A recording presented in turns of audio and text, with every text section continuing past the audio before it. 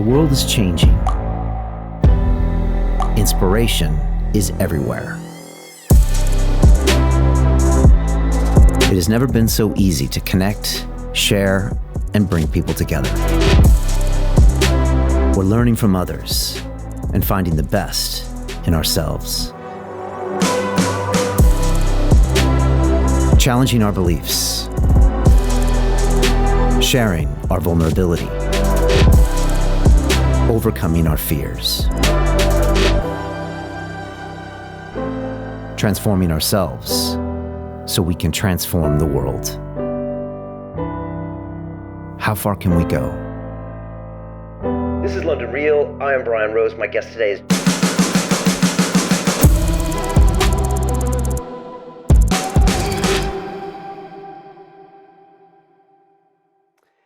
This is London Real. I am Brian Rose. My guest today is Saifedean Ammous, the entrepreneur, economist, and author. You were the professor of economics at the Lebanese American University for 10 years before you began teaching the economics of Bitcoin in the Austrian school tradition. In 2018, you wrote the best-selling book, The Bitcoin Standard, the decentralized alternative to central banking. And in 2021, The Fiat Standard, the debt slavery alternative to human civilization. You've recently been named as economic advisor to El Salvador's Bitcoin office by President Nayib Bukele, and you are the host of the hugely popular podcast, The Bitcoin Standard. Your latest book, Principles of Economics, explores in detail how human civilization depends on capitalism. You believe that Bitcoin is a tool for freedom that acts as a form of protest against the predatory policies of governments and central banks. Saifedean, welcome to London Real. Thank you so much for having me, Brian. That introduction basically says everything. Thank you. Fantastic. Really excited to have you on and go deep on these. You know, we've talked to a lot of people over the last couple of years, you know, deep into Bitcoin, and it feels like you're kind of the missing piece. So it's going to be great to hear. I saw pictures of you at Bitcoin Miami hanging out with Mr. Saylor and a bunch of the other people that have been on the show. And I really like a bunch of the things that you say. I wanted to kick off and just say this appointment to El Salvador, you know, can you tell me what it means to you and what El Salvador is doing that the world should understand? That's kind of what I'm curious if you could explain to people. Yeah, so in the Bitcoin Standard, I make the case for Bitcoin as a monetary asset. And I think a lot of the early analysis of Bitcoin was focused on understanding Bitcoin as a payment network. So people thought Bitcoin is here to replace Visa, MasterCard, Western Union, PayPal, these kind of essentially payment technologies. And the argument that I make in the Bitcoin Standard is that Bitcoin is not competing with these things in as much as it is competing with the underlying monetary assets that can be run on these things. In other words, you could actually have Visa, MasterCard, PayPal, and Western Union use Bitcoin. They are not competitors. They are orthogonal to each other. Bitcoin is out there competing with the currencies of central banks and with the payment rails of central banks for final settlement. And the other aspect, of course, is that Bitcoin is competing with national currencies and national bonds as the asset that people hold for saving. So historically, people used to use gold for saving. Then they used to use gold-backed currencies. Gold-backed currencies became highly inflationary, and the alternative is bonds. And people thought that, you know, bonds offer a yield that allows you to beat inflation. But I think recently this has become pretty difficult to achieve because bonds yields don't beat inflation in real terms. And so I think Bitcoin offers an excellent alternative to that because it is an asset that is strictly scarce. In other words, there's no ability for anybody to make more than the 21 million that will only ever exist.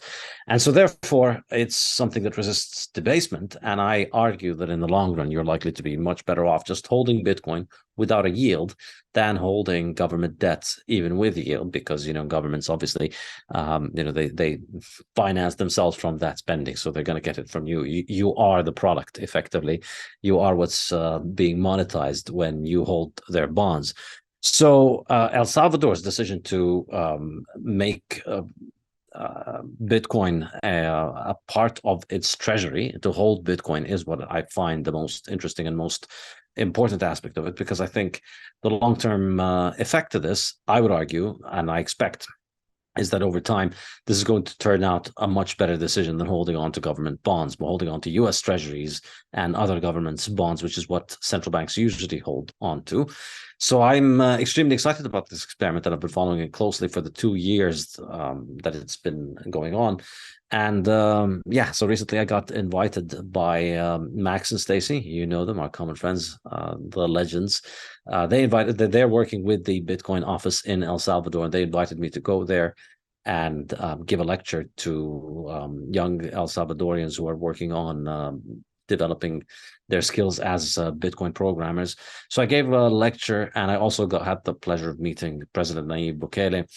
And they offered me the chance to work with the Bitcoin office to be an economic advisor for them. So, and I, of course, jumped on the opportunity because it's watching my ideas come into life is an extremely exciting thing, and I'm really looking forward to it. And I think, El Salvador is an extremely exciting country at this point. It's astonishing what this president has achieved. He's got something like 92% approval rating, because primarily not because of Bitcoin, I would say. Bitcoin's effect is still barely felt in the country, and I think it's a much more of a long-term play. But he's managed to fight a war against the gangs, and you hear about wars against gangs, but usually these things are turned into intractable, bloody affairs. But it was an incredible, decisive victory, and the result is that El Salvador now is one of the safest countries in North and South America, in all of the Americas. And it's truly exciting, and it's amazing when you go there. People would not leave their homes. People had no social lives. People could not walk in the street. The downtown was a war zone, deserted place where people wouldn't want to venture at night. And now people walk around, people have their kids out. Somebody was telling Max that they have a problem now, which is that their house is too big. Back in the days of the gangs, everybody was always stuck at home, and now everybody's always out enjoying the weather in the mountains and the beaches of this amazingly beautiful country. And so it's a really exciting time to be there.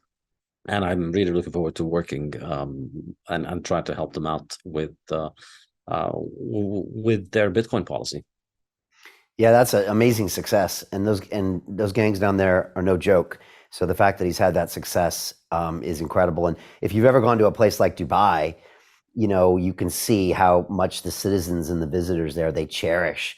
I mean, the thing about Dubai is that everybody who visits there it feels like they're employed by the tourism board, because they all tell you how safe it is, and you can plug your mobile phone in and no one's going to steal it a day later, and which is all true. And it makes it just a nice place to be, good for families. And look, I was at Consensus in Austin, Texas, and I can't say walking downtown there was the safest place in the world. So you make a good point. Yeah. Maybe it's safer than even places in North America these days. So no, that's exciting. And to watch, a president, really enacting out some policies and economics that you talked about in the book, that's pretty surreal, isn't it? It's like maybe we are living in a simulation after all, for you to be working there. So that's excellent. 10 years ago, Max Keiser came on my show to talk about Bitcoin, and it was weird because at the time we were always looking to talk about the latest issue, and Bitcoin was on the mind, and I didn't know who to talk to. So I asked Twitter, and they all pointed me to Keiser, and I wasn't quite sure. So we kind of got into a little war on Twitter, and then he just showed up to my studio, and I didn't know if we were going to get into a fight or what. But I ended up becoming good friends with Max and Stacy, and got my first Bitcoin at like, $80, $89 or $100 at the time. And it's fascinating to look back on those interviews now and just to see, how far we come. And I guess maybe how far we have to go to a certain extent. You wrote Bitcoin Standard in 2018, way before COVID printing, way before inflation skyrocketing. What's that been like for you to watch this take place in real time? Because, Michael Saylor is the first one to admit that it took the COVID money printing for him to finally get it. You were calling this years before that. What's that whole experience been like? And do you get a lot of people now that really come up to you and thank you for being an early adopter of this mindset? Yeah, I mean, I think from where I understood it, COVID was not such a unique departure from business as usual. This is what was going on before. So in the Bitcoin standard, I look at the money supply growth over the period from 1960 to 2021. The Fiat standard, I run the data set up until 2020, and you find that the average national currency, or the total of all national fiat currencies, has grown at around an average of 14% per year over 60 years, which is a very high supply growth rate. The best currencies, the best run currencies with the most responsible central banks, achieved something like 7 or 8% annual growth average. So Switzerland, the US, Sweden, and Denmark, I think, are the 4 top countries, and their annual supply growth rate is about 7-8%. So every year you're increasing the supply of money by 7 and 8%. Now, most people are told, well, you buy bonds and then you invest in stocks and you're able to beat inflation. And up until 2020, that was kind of a tenable lie because inflation was given as CPI, and CPI is, I believe, a completely broken metric. It's not wrong.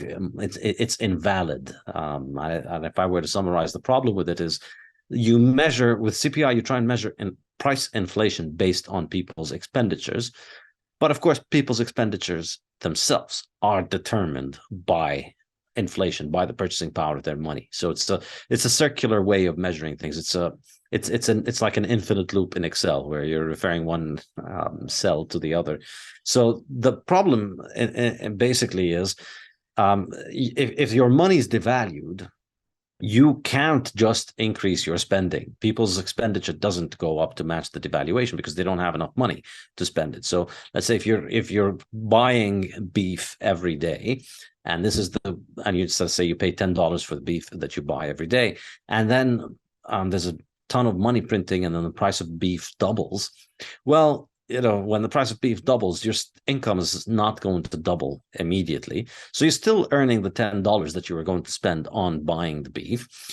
But now you can't buy beef because beef has doubled in price. So what do? You have to make do with cheaper substitutes, soy or some other inferior substitutes, and you still spend the $10. So the basket of goods has not, the amount of money that you spent has not changed. And so for the last 50 years, since 1970, we've had this phenomenon where people have been substituting cheaper substitutes for the things that they want. And I argue in the Fiat standard in more detail, I get into it, that, a lot of the pseudosciences that we see promoted in modern universities that tell you fossil fuels are going to burn the planet and eating meat is bad for you. I argue, and I provide, I believe, a pretty compelling case in detail, that what motivates that, obviously all of that science is government funded, and what motivates that is to try and get people to accept that, the reason that you're substituting soy for beef in your basket of goods is not that you can no longer afford beef. It's because beef is destroying the planet and it's bad for you, and that soy somehow is better for you. And so we are constantly being forced to substitute cheaper alternatives, and that makes the CPI look better. That makes the CPI look much better than it is. It looks like we only have 2-3% inflation per year. Well, it's not true. It's only 2-3% because people can't afford to buy the same things that they were able to afford to buy earlier. And of course, another aspect that goes into the CPI is that technological innovation somehow brings down inflation. So if they print a ton of money, prices of things go down, but your computer gets faster, then the CPI is adjusted to say, well, you can now buy more processing power with your computer, with your money. So therefore, that's eating up the inflation. So effectively, we've always had inflation, and I think it was possible to cover it up until COVID, and for the majority of people, it seemed like it was acceptable because you got a little bit of a good yield on your treasuries, you made a good return on your stocks. Occasionally, of course, you got wiped out. There was a default. The government that you lent money to would default, and you would get wiped out, or the stocks you bought would get wiped out and companies would go bankrupt. So there was an element of casino, and you can't save properly. But the idea that inflation was the problem was pretty much under control for most people. Most people imagine that inflation was under control. But yeah, 2020 is when it became impossible to hide, because the amount of money printing, and this is just the normal course of events. If you look historically, money printing is like an addiction. It's like a drug, where you start off with low doses, and then you need a much bigger dose every time, and so you keep upping the dose over and over and over again, and it's very hard to quit. It's very hard to stop at a low dose.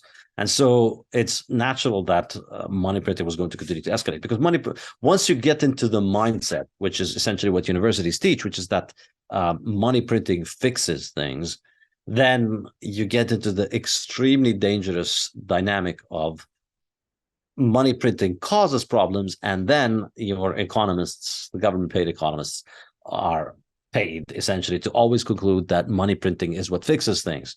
So you start printing money to fix the consequences of money printing. And this is really the inevitable outcome. So if you look at hyperinflation in Zimbabwe, I remember there was the central banker of Zimbabwe was talking about how, he was boasting about the fact that we're out there and we're able to provide the market with all the money it needs to fight hyperinflation and to prevent economic collapse. This is the kind of mentality that you get into. And I think Zimbabwe, for most Westerners, they like to think of Zimbabwe as just, it's a backwards African country. I think Zimbabwe is just a much more advanced economy than the US. They are way ahead in the logic of this. They're taking the logic of the Fiat system to its natural conclusion. So 2020, you had this massive problem, required a lot of money printing. And that, of course, led to a decline in interest rates. So yields on government bonds essentially went to zero and went negative.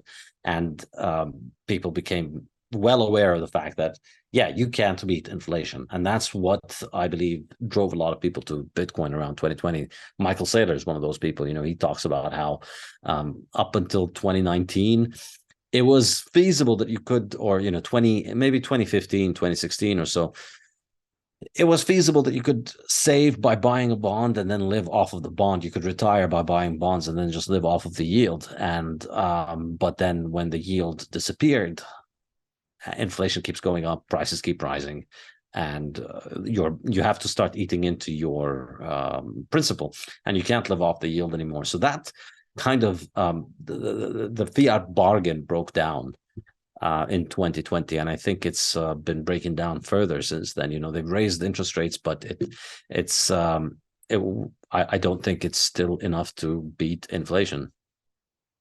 Yeah, one of the beautiful things about Bitcoin, and I mean, I had Jeff Booth on talking about this as well, is it, for the first time ever, it's like this parallel universe, like those old Star Trek episodes where you can actually really see, as Jeff would say, everything priced in Bitcoin in the future, it's lower, it's deflationary. And yet in dollars, it's inflationary. And yet we were all taught these things. I was taught this in economics at MIT. And when I got to Wall Street, they said, oh, this is what the Fed does, and this is why it does it. And you just kind of accept it as fact, right? Just like the kids these days. They can't all be wrong, right? Right, yeah. Just like probably the kids at school, accept the fact of climate change is caused by this, and the meat eating, and the And so, but it takes maybe someone like you to step back and say, well, wait a second, maybe none of this is true. And it's great to have Bitcoin as a practical parallel universe where you can actually see how in this world, it's actually weirdly doesn't have to be that way. And then when Jeff starts saying things like, well, look, technology should make everything cheaper in the future, a lot cheaper. Look at your iPhone and et cetera. It's a great way to look at this. I'd say more and more people are opening their eyes. But I would just say still probably the majority of the public is still not aware about their money. And if you're in a lower income or maybe a lower educated population, you still think that the government sending you checks is the best and only way out. Absolutely. I think, but the beautiful thing about Bitcoin, as you said, is that it's a parallel universe and it's just out there. And it makes it, for me, the good thing about it is that we no longer need to convince people. So I used to believe those things before I got into Bitcoin. And 2014, 2015, I was a gold bug. I thought gold was the answer. And I was going around trying to tell people that, the Fed is doing something bad and inflation is bad. You don't need inflation. We don't need to print more money to get richer. If you print more tickets to a football stadium, you can't increase the capacity of the football stadium. You have to actually build it. And all of these things, before Bitcoin, they fell on deaf ears because, all right, so like, well, what is the actionable conclusion of this? If I try to tell this to somebody and I convince them, well, the answer is, all right, well, vote for somebody who's going to reinstate the gold standard. And that's just a completely a dead end. It's impossible, well, perhaps not impossible, but it's very difficult to imagine the democratic process which gives the winner, the money printer, being won by somebody who's going to not use the money printer. I mean, it's really like imagining the 100-meter race being won by somebody who's got their legs tied up, because the way you win elections is you make promises about what you're going to do with the money printer. This is political and economic debates in the 20th century are all about how I'm going to print money and give it to the right causes, whereas you are going to print money and give it to the bad causes. I'm gonna destroy the currency to give it to give everybody healthcare and pink unicorns, whereas you are going to do irresponsible things. And at the end of the day, of course, as we saw with the whole debt ceiling kerfuffle over the last couple of weeks in the US, at the end of the day, they reach a historic compromise where they agree that, all right, well, you get to print for your thing, I get to print for my thing. And, we both bravely destroy the currency together. And of course, in the context of the US, the Republicans want to print to invade other countries and enrich the military industrial complex. The Democrats want to print to buy votes domestically. And but eventually there's always enough money to go around because it's a money printer and there's no opportunity cost. And that's the key essential concept that I try and explain in the Fiat standard, that government money destroys the concept of opportunity cost in politics. And so it's very difficult to get the political process to produce somebody who's going to say, we're not going to destroy the currency, we're going to protect the currency. And that's going to result in something that can vindicate the ideas that I have. So up until Bitcoin comes about, it's a very lonely, desperate struggle. And then Bitcoin comes about, and you no longer need to convince people. And as a lot of Bitcoiners on Twitter like to say, have fun staying poor. If you don't want Bitcoin, if you don't agree with Bitcoin, if you don't like Bitcoin, continue to use your local government's scam money, continue to hold government bonds, continue to get wiped out, put your money in banks that go under, put your money in the fractional reserve Ponzi schemes, and enjoy poverty. That's really the only working alternative to Bitcoin, as I like to call it, is poverty. The only working alternative to Bitcoin is that you're going to have your money destroyed by a government that can print it. And we no longer need to convince people of this anymore, because now Bitcoin does the talking for us. Bitcoin today, of course, for the Bitcoin haters, Bitcoin's always crashing because it's always not, or for the vast majority of its life, it's not close to its all-time high. And so they're always looking from the bottom, from the top down, and saying, well, it was a 69 and now it's a 27, so it's failed. Yeah, but it was a 69 for a few days, that it was in the 60s and 50s and 40s for a few months. But for the 14 years of its existence, the vast majority of the 14 years of its existence, it was way under 27,000. So for the vast majority of people who had bought Bitcoin at any point, they've done much better than any other alternative. So if you look at any kind of time frame that's longer than 3-4 years, basically Bitcoin outperforms pretty much everything. Some exceptions at some points, like at the later part of the. To continue watching the rest of the episode for free, visit our website londonreal.tv or click the link in the description below.